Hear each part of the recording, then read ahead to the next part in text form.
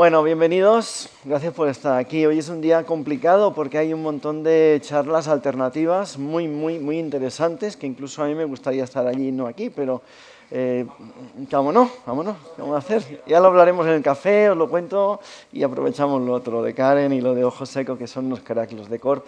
Son una pasada, no os lo perdáis porque este año Claravisión se sale, es decir, es una pasada de programa.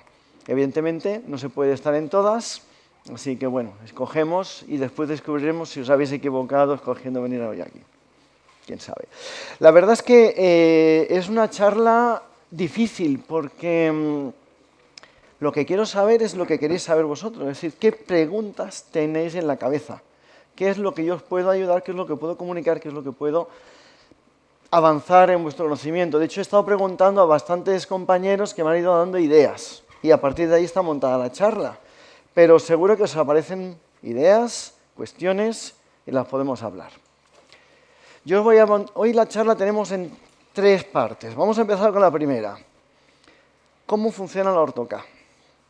Entonces, os han contado que la ortoCAD es el moldeo y no sé qué y no sé cuántos. Y no os han contado que los ordenadores a veces fallan. Vamos a ver, tendremos que ir con el dedín aquí. Parece que esto no va al pasador. Pues, bueno, ¿qué es aplastar? ¿Qué es moldear? ¿Qué es, no sé, empujar? ¿Qué es ese tipo de cosas, no? Entonces, pues bueno, si tenemos esta cosa en la cabeza, pues yo no le haría la ortoCAD a mi hija, ¿no? O mi hijo, ¿no? Esto, coño, qué bestias estos ortoqueratólogos.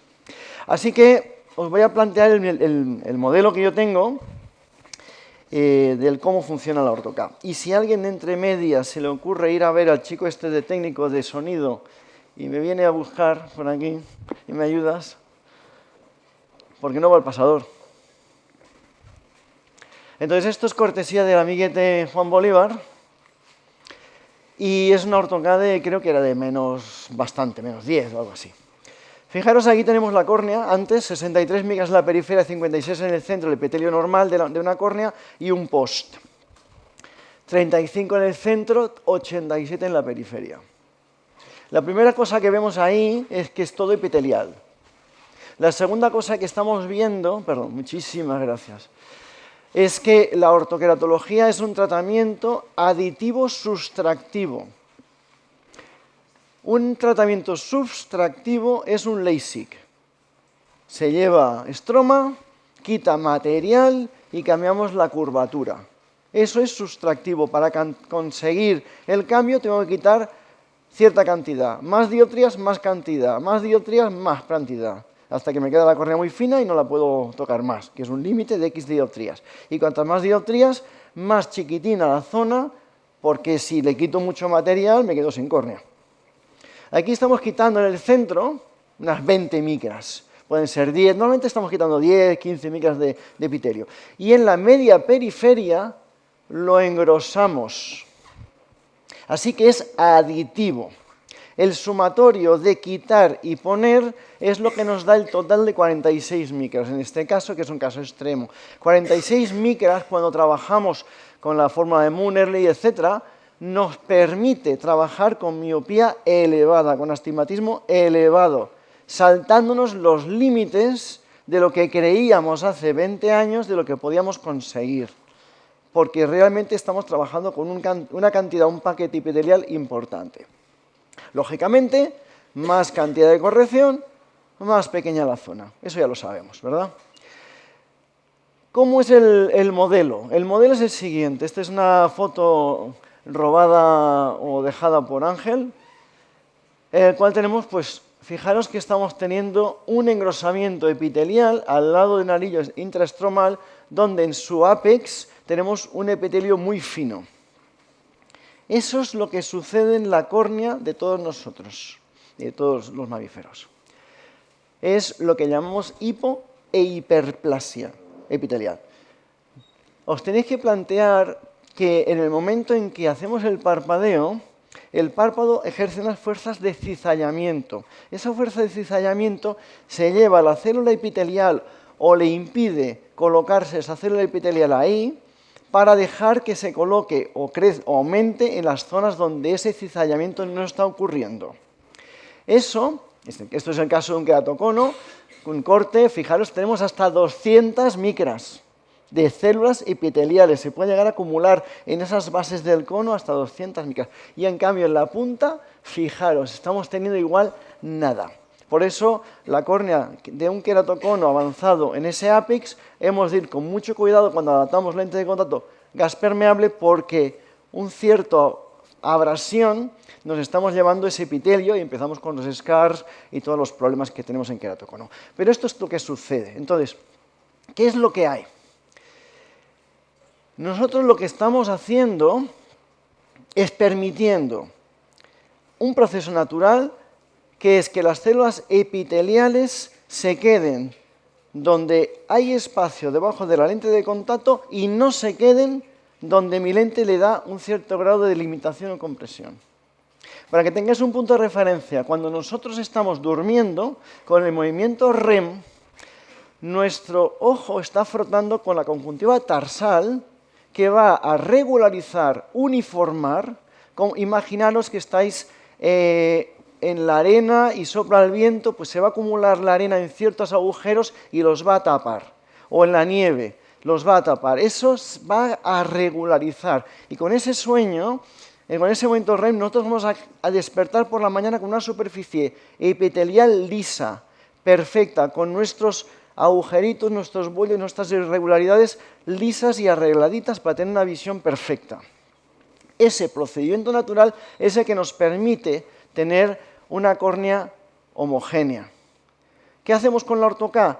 No le permito a la córnea tocar la conjuntiva tarsal y le pongo un cuerpo, un plástico, cuerpo extraño en medio, que le obliga en la nueva posición. Con lo cual, yo lo que estoy haciendo es utilizando un procedimiento natural que existe en cualquier ojo de mamífero, en el cual va a haber un incremento de células en ciertas áreas y un decremento de células en ciertas áreas y que le estoy diciendo dónde quiero que estén con la lente de contacto. Así que no estoy aplastando, no estoy moldeando, no estoy chafando, no estoy haciendo ninguna barbaridad de este estilo, simplemente estoy permitiendo que las células se acumulen en ciertas partes y no en otras. Entonces, esto es una pregunta del amigo Dani. Lo de la córnea blanda o dura, ya nos podemos responder, no hay córnea blanda dura, porque no estamos trabajando con una córnea que sea blanda o sea dura, estamos trabajando sobre el epitelio corneal. ¿Por qué me responde más en niños?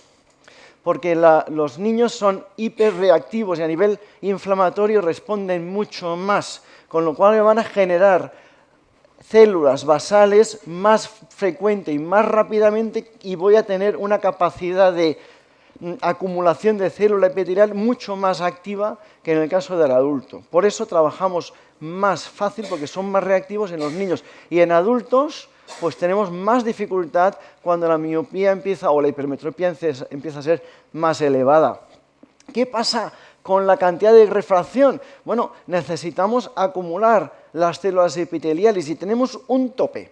Tenemos un tope de disminución en el centro que está alrededor de las 20 micras y un tope de incremento en la media periférica que está en las 40 o 45 micras. Eso es todo lo que podemos conseguir hoy. Quizá más adelante más. Pero sabiendo que tú puedes conseguir eso, perdón, eran 20 y pico en el borde, 25, total 40 más o menos. Esas 40 micras las tengo que organizar para conseguir lo que yo quiera. Más miopía, las tengo que colocar más hacia el centro. Menos miopía, las puedo colocar más hacia el borde. O simplemente hacer menos efecto y tenemos menos acúmulo. ¿Y la siesta? ¿Qué le pasa a la siesta?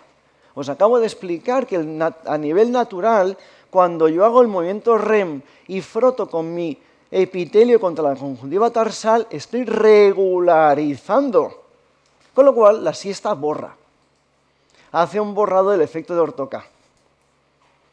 Por lo tanto, cuando os van a contar, me fui de marcha y vi bien toda la noche, porque no ha habido borrado. Pero se va a dormir y se levanta por la mañana y ha habido borrado y ha habido pérdida, necesita otra vez ponerse las lentes de contacto si no se las ha puesto. Si se ha ido a dormir borracho o borracha y no se ha puesto las lentes de contacto, pues al día siguiente no ve, porque ha borrado, ¿vale? O sea, hay que ponérsela. Entonces ahí, fijaros que estamos respondiendo, porque ahora sabemos por qué pasa, y ahora podemos responder esas dudas y a esas preguntas. ¿Se os ocurre alguna otra pregunta respecto a esto que tengáis? Sí, dime. Cuando dice hiperplasia, hipoplasia, Sí. ¿realmente la célula se desplaza o lo que No. cambia es la hidratación? No, no hay una hidratación, no. A ver, sí se ha hablado de hidratación, es decir, a ver, hemos estado hablando hace años que el tema hipo e hiperplasia es cantidad de células. No está en tanto en que la célula tenga más agua o menos agua, que se dijo, hay una transferencia de electrolitos de una célula a la otra, ¿vale? O, por ejemplo, la célula se expande o se comprime. Realmente, esto viene de las fotos de esto se hizo en monos y entonces veíamos la diferencia de las células, pero realmente lo que sucede es que cambian un poquito en la forma, se colocan más en vertical, se expanden en vertical más que cambiar el tamaño de la célula. Y el hecho de que tú cambies la cantidad de agua de dentro de una célula a otra generaría un problema a esa célula a nivel de viabilidad. Yo no creo que eso esté sucediendo. Yo creo que es una cantidad de capas de células más acumulada que sea la hiper, o menos cantidad de células, menos capa de células que sería la hipo. Sí hay una compresión como una especie de expansión, pero es la cantidad. Fíjate que algo que es muy interesante, esto es algo que me lo tengo que mirar con más cariño, pero es muy interesante en el sentido que todos pensamos que las células, la regeneración de una lesión epitelial viene de las células limbales. Bueno, pues este artículo lo que dice es que están viniendo de las células germinativas de la membrana basal. Es decir, que ya vienen desde aquí, sí que vendrán lateral de la limbal a la basal, pero la basal es la que va a generar toda la parte epitelial ahí. Y va a generar, y si resulta que hay espacio, pues va a meter. Y si no hay espacio, pues ahí no mete. ¿Vale? Sería un poco la idea de hipo e hiperplasia. Y oye una pregunta por allá al fondo, escuche. Claro, de la lentilla, ¿no? Sí, lo sabemos por experiencia, que cuantas más horas de uso, más efecto le hace el orto. Supongo que con el modelo este hay más tiempo para que la célula se pueda recolocar, imagino. Y eso, a nivel práctico, lo que nos lleva es la famosa historia de necesitamos que el paciente tenga un cierto grado de regularidad en su sueño para poder hacer un objetivo de corrección. Porque si resulta que un día me duerme 5 y el otro día me duerme 10, el día que me duerme 10 va hipercorregido. Eso ya lo sabemos. Y también sabemos que cuando tienes una persona que te va a dormir solo 5 horas, le tienes que hacer una lente para corregirle igual el doble de su corrección para que solo con 5 horas consiga. Sí.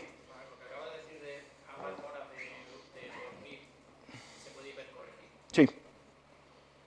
Siempre he pensado que dependía del radio de la lente. No, no. La geometría de la lente le indica a ese epitelio cómo se puede redistribuir. Indicar o le da unas opciones. Esa redistribución dependerá del tiempo. Es decir, empieza cuando ponemos la lente de contacto, va sucediendo y llega un momento en que ya no sucede más. Tenemos... yo hablo que el mínimo para hacer una ortoca son 5 horas. Y el máximo no tengo, pero es verdad que los niños en la época del cole duermen una cantidad y en verano me duelen 12 horas. Bueno, pues ahí van a ir hipercorregidos, seguro. Hay un tope, exactamente lo que digo, es decir, hay un mínimo y un máximo. Y a partir de ciertas horas no vas a conseguir más. Ya lo... Dime. Si es un adulto que no quieres que pierda la efectividad, sí. Pero a la práctica muchas de las veces no hacemos eso, ¿vale? No hacemos eso. Todo va mucho en función de la experiencia. Si el paciente no se te queja, manchas Castilla, ¿sabes? No... Pero si el paciente te dice, es que después de hacer la siesta, por la tarde no veo bien, bueno, pues la siesta con las lentillas. ¿Vale? Un engorro, pero bueno. El tiempo de borrado, no lo sé. No lo sé, honestamente. No tengo ni puta idea, pero es algo que no me he planteado nunca. Pero evidentemente tú la primera noche que duermas sin ellas vas a hacer una disminución, vamos a decir, de media dioptría, 3/4, no vas a perder mucho más de lo original. Si llevas tiempo, si es la primera noche, se borra, o sea, soplas y eso se fue. Pero si tú llevas medio año con la lente de orto-K usándola cada noche y una noche no la usas, al día siguiente puedes tener media dioptría, 3/4 menos, 0,25 menos, no mucho más. Piensa que requieres alrededor de 7 a 10 días para tener una córnea un poco parecida a la original. Y cuando tienes pacientes que llevan años con la orto-K, no consigues nunca volver a la córnea original, ¿eh? No se vuelve. Sí, harás un mapa de topo diferencial, te parece que sí, que son muy iguales, las queratometrías son muy iguales, pero las excentricidades no lo son, y a nivel de periferia la córnea no es exactamente igual. Hay algo que permanece, que desconocemos y que probablemente venga a nivel estromal, algo que no te puedo responder hoy en día, pero eso sí está pasando, ¿vale? La regresión de miopías altas es más rápida. Sí, exacto. Exacto. Claro, lógicamente, tú, fíjate, es que te lo voy a hacer con hipermetropía.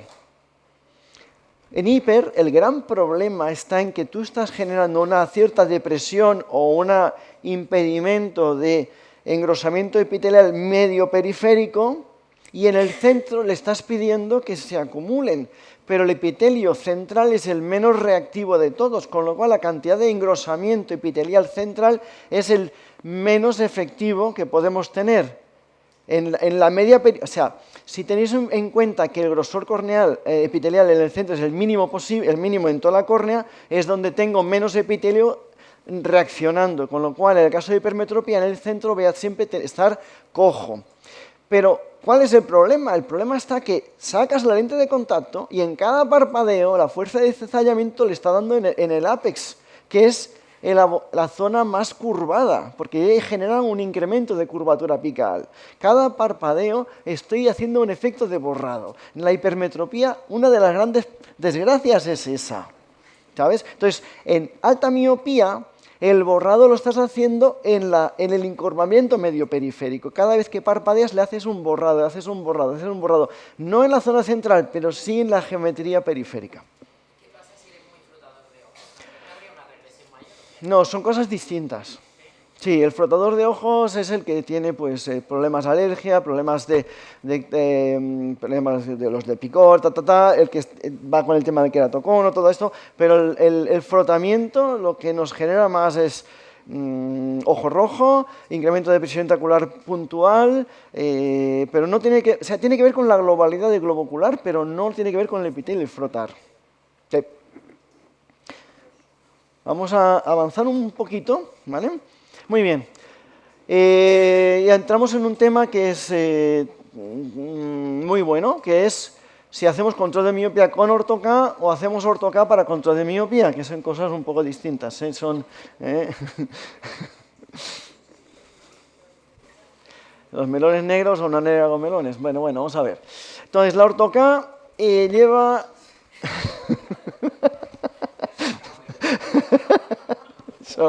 Eso de mi amiga. El café. La orto-K tenemos como casi 30 años. La orto-K es del año 62, pero fijaros que se creó para corregir la visión y no ha cambiado. Las lentes de orto-K que estamos usando hoy en día son las mismas que teníamos en 2004. La lente de CRT se sacó en el 98, creo, o 90. Sí, es la misma lentilla. Y se creó para generar una corrección óptica, para dar visión durante el día, durmiendo con la lente por la noche. ¿Qué pasa? Bueno, pues que con las lentillas de orto-K, en 2005, Pauline Cho nos mostró lo que ya sabíamos clínicamente y es que frena la progresión de la miopía. Y se estima que puede ser más o menos un 50% de longitud axial, pero hay estudios que han conseguido solo un 20% y otros que han conseguido un 100% de efectividad. Bueno, ese tema de la efectividad depende de la edad. Sabemos cuanto más joven, menos eficaces somos, pero ¿por qué?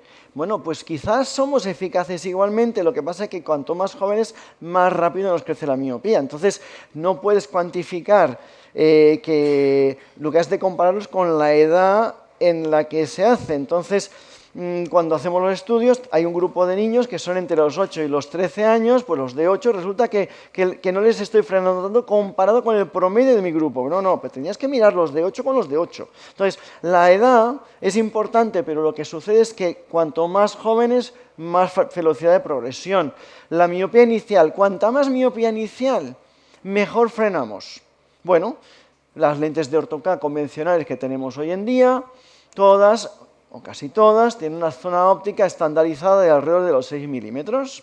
Bueno, ¿qué sucede cuando hacemos miopía alta? Hemos dicho que hacemos zona óptica más pequeña. Ah, qué curioso. Bueno, y hacemos más aberraciones. Qué interesante. Y la relación de adición en refracción periférica, que es la famosa 1:1 con esas lentillas, pues quiere decir que si corrijo una dioptría de miopía, voy a hacer un cambio en refracción periférica de una dioptría. Si lo hago de 4, de 4, y si lo hago de 6, de 6. Es decir, que cuando más corrijo, más cambio en refracción periférica, más aberraciones ópticas y más cambio en la señal retiniana que activa el frenado de miopía. Ah, qué interesante. La etnia no es lo mismo nosotros que los chinos, y por tanto que resulta que los estudios que se hacen en China tienen eficacias más altas que los estudios que se hacen en Europa.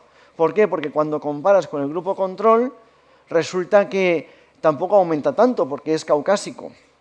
Una de las cosas que ya dije yo en 2014, y fue el primero el que lo dijo, y ahora ya todo el mundo lo acepta, está en que no deberíamos comparar el grupo control de niño miope con gafas con el grupo de orto-K, sino que tendríamos que mirar con el grupo de hémétropes.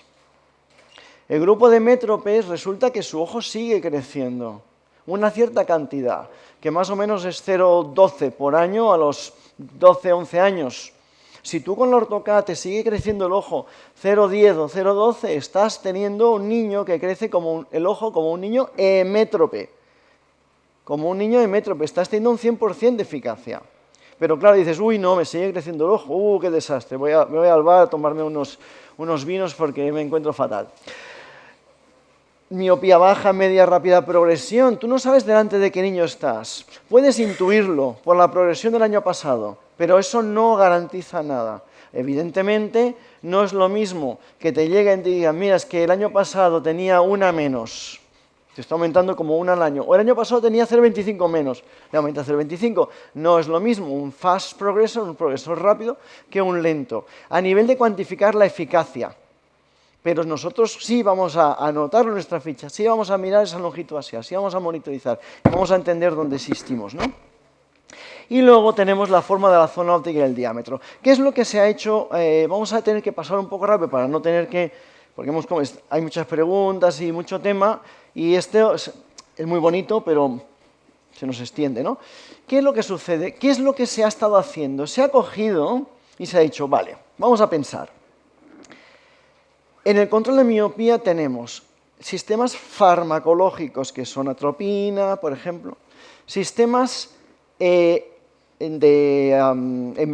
ambiente, que es salir a la calle, la luz del sol, leer menos, distancia, comportamentales, la parte de terapia visual si hay disfunción, ¿verdad? Y tenemos los sistemas ópticos. Dentro de los sistemas ópticos tenemos los grupos de las gafas, que pueden ser Esteles o el MySmart de Oya, etcétera, etcétera, etcétera, que es una maravilla que lo tengamos hoy en día. Y tenemos toda la parte de lente de contacto. Dentro de la lente de contacto, lentilla blanda, MySight, EDOF, Amyopic, bla, bla, bla. Y después nos vamos a la lente de orto-K. Y la lente de orto-K es una lentilla que hemos puesto en el ojo. Es decir, es como la cirugía refractiva es hacer una córnea nueva con una lentilla permanente. Bueno, pues la orto-K sería un poco... Entonces, esa óptica, sabemos que ese desenfoque impuesto, esa competencia entre zonas enfocadas y zonas desenfocadas en la retina simultáneamente, activa un mecanismo que enlentece el crecimiento longitudinal. ¿Vale? Ya lo sabemos. Y entonces resulta que tenemos todas las lentillas iguales, porque no las hemos cambiado desde el año 99. Vale, de puta madre. Venga. Pero resulta que hay niños que me progresan más, niños que me progresan más. Vamos a empezar a estudiar la óptica. Vamos a empezar a estudiar, hacemos un corte de ese perfil en la córnea, vamos a empezar a estudiar esa zona que llamamos incurvamiento medio periférico, cuán alto es, a cuánta distancia, en qué velocidad me sube la rampa, cuán regular es la zona central, cuán ancha es esa zona central, si está centrada, si está descentrada, y empezamos a hacer correlaciones. Y a partir de ahí nos aparecen cosas curiosas e interesantes. Aquí, por ejemplo, empezamos con 3 diseños. Tenemos un DRL, tenemos un Euclid y tenemos un CRT. Podéis observar de centro, de apex, a la zona de incurvamiento medio periférico, que es el anillo rojo en la topografía, cómo nos cambia la potencia. Totalmente distinto dependiendo del diseño. Entonces hay diseños que son más eficaces y diseños que son menos eficaces. Pero fijaros que la óptica cambia radical. Bien. Luego, ahí tenemos, por ejemplo, otra vez, el perfil de RL, el perfil de Euclid, el CRT comparado en ese tema. Y ahí se está analizando, por ejemplo, la zona central, el punto que aquí es el punto donde tenemos la mitad de la progresión, el punto máximo de la curva, se analizan todos esos puntos, ¿vale? Esas progresiones. Bueno, ahora mismo tenemos tres papers publicados. Ahí tenemos una diferencia en la progresión de centro a punto máximo de media periferia, y ahí fijaros la diferencia. Yo creo que estos resultados ya más de uno lo habéis visto. Hay otros resultados nuevos, no voy a extenderme mucho en eso, pero lo bonito aquí es que estamos comparando un lente de orto-K clásico, normal, con zona óptica de 6 milímetros, que en el mercado se está vendiendo como el paradigma de control de miopía, comparado con un lente customizado de orto-K, que nos hace un efecto absolutamente mejor. No estamos ya comparando gafas con orto-K, estamos comparando orto-K clásica con orto-K customizada. Bien, esto ya también lo habéis visto, la diferencia entre diámetro de zona óptica, y aquí lo que estamos midiendo, porque los porcentajes son muy bonitos, pero lo que estamos midiendo es la cantidad de longitud axial que le estoy evitando crecer cada año al niño. Y esa es la gran diferencia. Fijaros que en diseños con zonas ópticas mayores de 5, que son los normales de 6, tenemos un incremento de 0,20, mientras que en el caso de más pequeño, 0,12, ¿vale? Entonces, a nivel de comparar con el grupo control, es lo que llamamos el KER, que es la cantidad acumulada. Y aquí ya dijimos, bueno, vamos a estudiar un poquito qué pasa con la zona de la pupila, ¿no? ¿Qué pasa si el anillo rojo lo metemos dentro de la pupila? Bueno, pues lo que encontramos fue resultado acojonante, en el sentido que la diferencia entre el grupo control y el grupo que llevaba el diámetro grande solo era 0,11, pero el grupo que llevaba el anillo rojo dentro eran 0,24. Es decir, le crecía la longitud axial al final del año en 0,04 milímetros, que es por debajo de lo fisiológico de un niño hemétrope. La diferencia entre el grupo control y el otro eran 0,24, solo 0,04 milímetros por año, solo modificando la posición del anillo y metiéndolo dentro de la zona pupilar. Bien. Entonces, podéis ya saber y podéis analizar vuestras orto-Ks. ¿Cómo sois más eficaces en control de miopía? Tenemos tres resultados. Con el anillo rojo, esta pupila no vale mucho, más grande, más o menos, más pequeña, pero sobre todo me gustaría si podéis distinguir en la zona de tratamiento el perfil de potencia. Podéis ver el perfil de potencia como es asférico, es progresivo. Quiere decir que la potencia de corrección de lejos se sitúa en la zona apical y hay un gradiente hasta la zona roja, es progresivo. En este caso es plano, liso. Y este de aquí, más grande y liso. Cuando tenemos una zona de corrección ancha y uniforme, como es este caso, ¿ves que el azulito es todo igual? Eso significa que tengo una corrección óptica para un adulto fantástica, que va a ser muy feliz. No voy a tener muchos halos, voy a tener una playa de lejos amplia, estable y buena. no voy a tener difuminaciones de las luces. Un tío encantador y que te va a pagar cada año las lentillas. Muy contento, contenta, ¿vale? Pero no te vale para control de miopía. El control de miopía tenemos que ir aquí. Zona óptica progresiva y metida que influencie la zona. Fijaros, ya sé que es pequeño. ¿Lo conseguís ver desde aquí al final, más o menos? ¿Lo veis? Vale.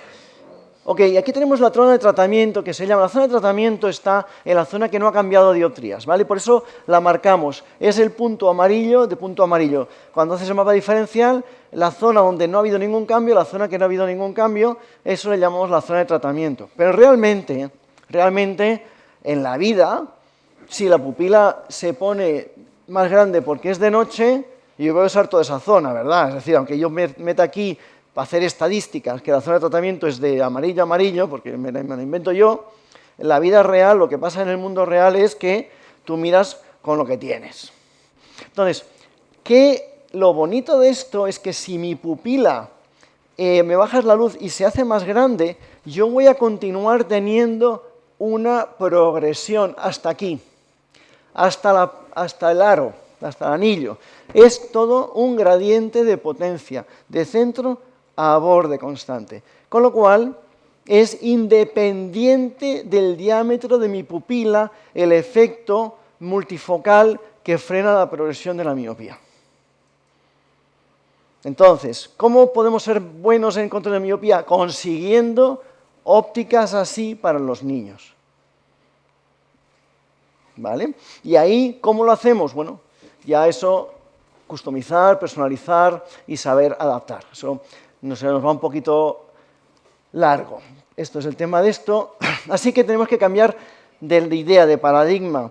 No estamos haciendo unas lentillas de orto K que me corrigen la visión y de casualidad me frenan la miopía, sino que lo que vamos a hacer es, vamos a frenar la miopía y además, mira, no va a llevar gafas, va a estar muy contento. Pero el no llevar gafas es el efecto secundario de corregir, de frenar la progresión. Preguntas hasta este punto. Vamos a parar un momento aquí. ¿Cómo? Distorsión. No, ven mal. Sí. O sea, nosotros estamos haciendo eso porque los niños no se quejan. O sea, evidentemente la visión es distorsionada. Están viendo halos, están viendo destellos, están viendo mal. Pero no se quejan. De hecho, hasta los 14, 15 van bien, ¿no? Hasta los 15, 16, 17. Después ya tienes que ir a meterle buena óptica.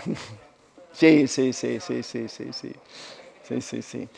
Dime. Quiere decir que si diseñamos, hacemos diseños específicos para control de miopía, no son pupilodependientes, mientras que el diseño convencional sí lo es. El diseño convencional es pupilodependiente, sí. Es hacer una lentilla específica para control de miopía que no será pupilodependiente. Tiene que ser independiente del diámetro de pupila. Tu progresión tiene que permanecer el gradiente de potencia independiente de ese diámetro de pupila. Si tú tienes una zona de visión, imagínate, es que esto es lo mismo que tú tuvieses una proclear multifocal centro de distancia, ¿vale? Entonces, tienes una lentilla típica de multifocal que tienes una zona óptica para lejos, totalmente uniforme, y de repente haces ¡bium! Y vas la adición. Si la persona tiene una pupila que está más o menos pequeñita, ve maravilloso de lejos, pero como dilate la pupila, ¡pum!, entra la zona de adición y empieza a distorsionarle esa visión, ¿de acuerdo? O sea, eso es dependiente de la pupila.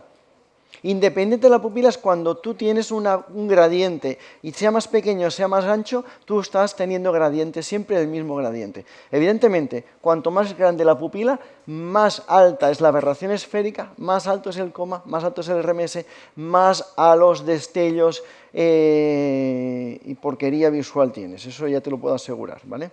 Pero para el niño es positivo. Y para el niño funciona muy bien. Sí.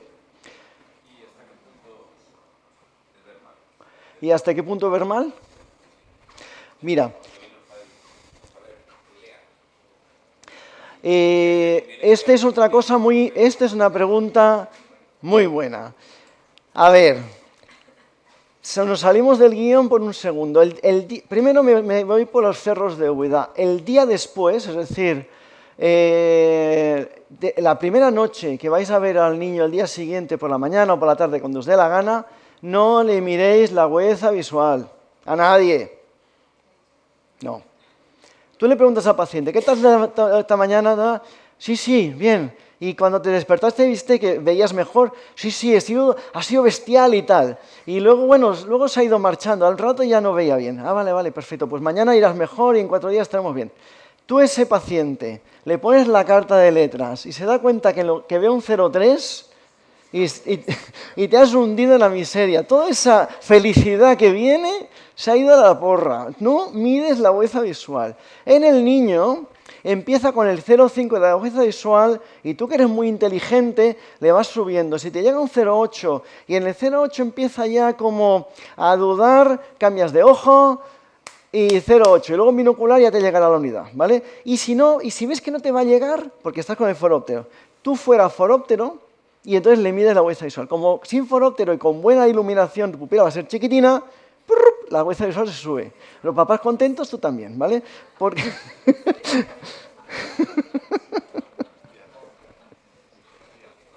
Pensar. Tengo una china, me ha tocado la china, tengo una china que viene con el hijo que tiene 20, aparte de que cuando llega le lava las manos con alcohol, le limpia la mesita, le pone los liquiditos, le vas como asistente personal, se pone la tía al lado de los lototipos así y va mirando letra por letra y el número de la agudeza visual que me alcanza. Es terrorífica la china. Horrible. Bueno, seguimos un poquito. Vamos a saltar un momento por el tema astigmatismo. Dime.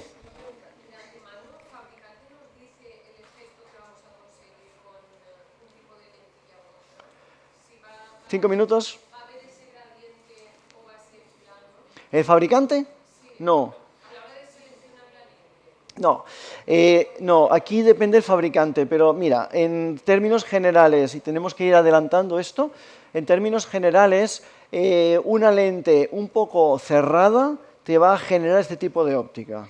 Es una adaptación un poquito cerrada, pero a partir de ahí viene la customización, la personalización de esa lente, en qué grado lo puede hacer o no, es decir, qué libertad de parámetros tiene. Cada fabricante tiene su regla de adaptación, sus lentes y sus posibilidades. El fabricante, en principio, no va a darte esa indicación y, en general, no saben todo esto. Entonces, voy a saltarme el tema del astigmatismo, que es muy bonito, pero el resumen sería que para que funcione una lente esférica tenemos que tener apoyo, si no, no nos va a funcionar.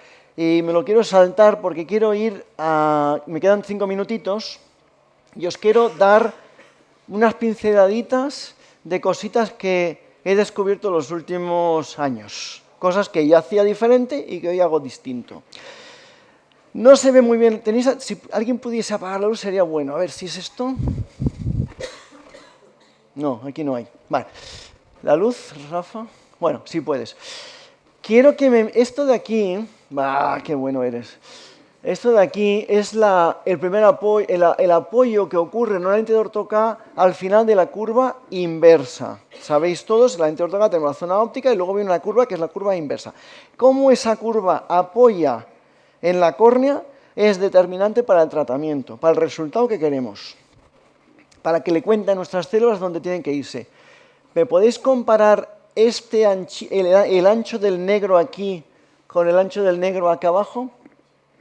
Fijaros, el ancho en este sector y el ancho en este sector. ¿Me podéis ver la diferencia?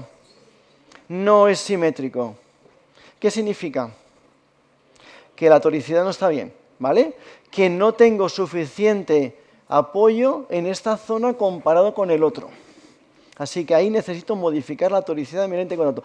Vamos a observar el grado de apoyo al final de la curva inversa, lo vamos a comparar en los dos meridianos. Y eso nos va a cambiar por este tipo de apoyo. Podemos comparar los anchos, es el mismo ojo, es una lente distinta. ¿Vale? ¿Veis la diferencia? Muy bien. Y ahí tenemos el resultado, ¿vale? Descentrada hacia abajo, centrada. Tratamiento de miopía con la zona central pequeñita, gradiente de potencia. Diámetro. Yo me gustaban los zapatos grandes, pero he descubierto que era una gran cagada. Para que tengáis un punto de referencia, ¿qué problema le vemos a esta lente de contacto? La de la izquierda. ¿Qué? Sí. La periferia está cerrada por diámetro grande, pero no está muy cerrada porque sí, aquí no le veo mucho levantamiento de borde, pero se le puede llegar a intuir. Estoy haciendo una adaptación casi escleral ahí. Estoy fuera. Estoy aplastando el limbo, no es bueno. Claro, ahí eso es el tema. Fijaros que el diámetro de la lente de contacto de Orto-K, para mí ahora, tiene que venir determinado por el diámetro vertical. Necesito que me quede en zona corneal en vertical. Lo que pasa en horizontal, porque las córneas son ovales, me la suda. Entonces, aquí ya tengo una lente que todavía la voy a considerar un poco demasiado grande, hoy en día. ¿Vale? No tenía otra foto, tenía que ir muy rápido, etc. Pero el diámetro vertical tiene que estar dentro de la zona corneal aquí y dentro de la zona corneal ahí. Esa lente todavía es demasiado grande, para mí hoy. ¿Y esta foto de en medio qué es?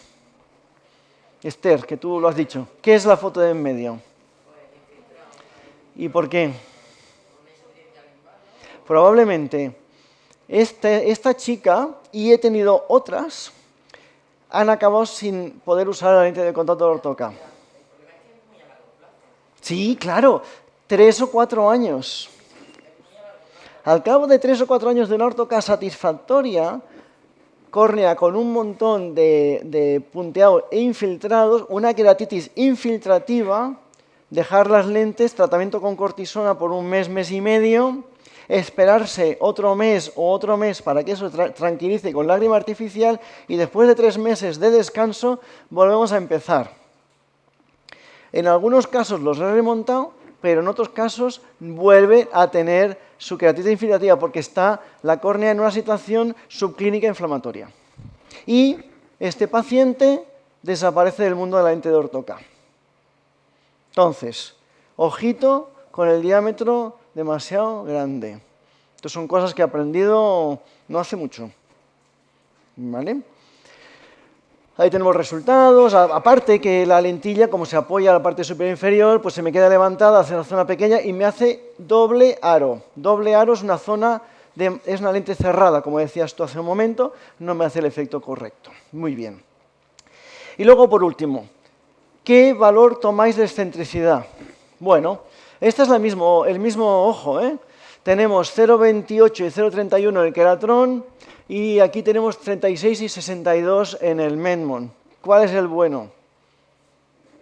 Bueno, sinceramente, hoy en día, cuando calculo una lente de contacto, uso lo que se llama la norma o lo que es normal. Y lo normal viene de común, ¿de acuerdo? O frecuente o usual. ¿Qué es lo normal? Tener el promedio humano, que es alrededor de 0,50. Entonces, si yo veo que la córnea, si en el Medmon hago el promedio de los dos, y lo veo que es un poquito bajo, uso 0,45. Si veo que es un poquito alto, uso 0,55. Pero si veo 0,80 de excentricidad en el Medmon, sigo usando 0,55. ¿De acuerdo? ¿Por qué? Porque lo más probable es que ese sea el valor.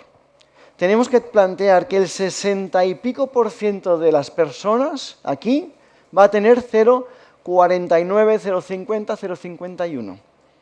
Luego hay un 17% que va a tener 55 y 45 y luego hay un 4% que va a tener 60 y otro 4% va a tener 40. A ver, si tienes la mala suerte de estar en el 4%, la hemos cagado. Pero si tú vas a usar la excentricidad que te da el topógrafo, lo más probable es que tengas una lentilla que no te funcione. Entonces, esto es en facilón, en sencillo, sin pensar demasiado, sin calentarlos mucho la cabeza. No os digo que hagáis eso, pero es lo que yo hago todos los días. ¿Vale? Chicos, el tiempo corre que vuela. Cualquier cosa, yo estoy por aquí. Estoy encantado de estar aquí con vosotros y lo que necesitéis, lo tenéis, ¿vale? Muchas gracias.